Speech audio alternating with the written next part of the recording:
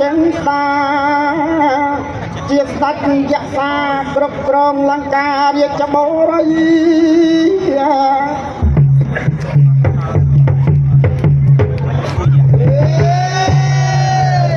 អង្គអើយបញ្ជាតបខ្លាំងពេកក្រៃ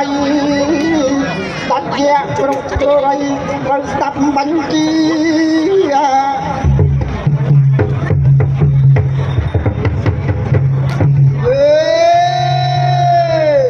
ក្រុងទួសមុខមាគង់តអង្គឯងក្នុងលង្កាបូរីថ្លៃរទ្ធីបារមីស្ដេចយៈក៏គង់បន្តិចក៏ស្រាប់តែយៈអូយយៈអូយៈអូយយៈអូ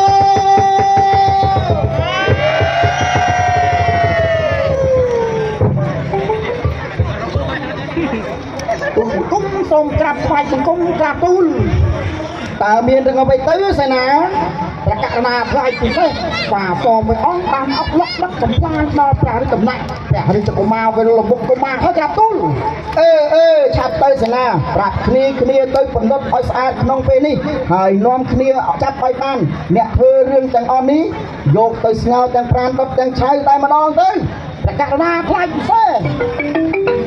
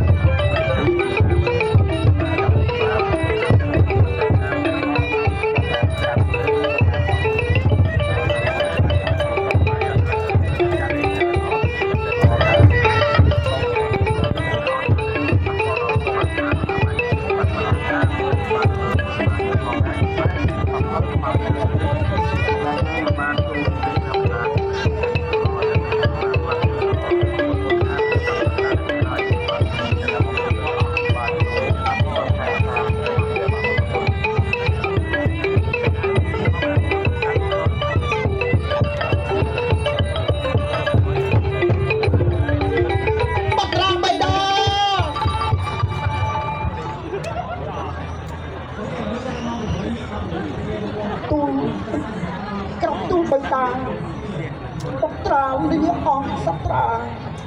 សូមព្រះបិតាជួយសម្លាប់អង្គបាច់ស្វាសូមតែធ្វើទុកមុនគោផងក្រាបទូលមិនអីទេណាបុត្រ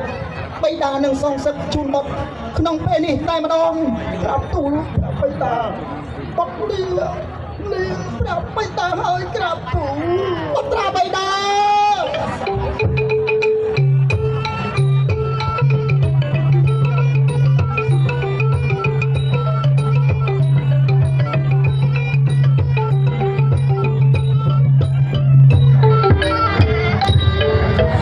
ណែឆាប់ប្រាប់គ្នាដែលមានមៀតធំតាំងលង្កាចាប់ស្វានោះឲ្យបានលឺទេទទួលព្រះរាជបញ្ជាក្រាបទូល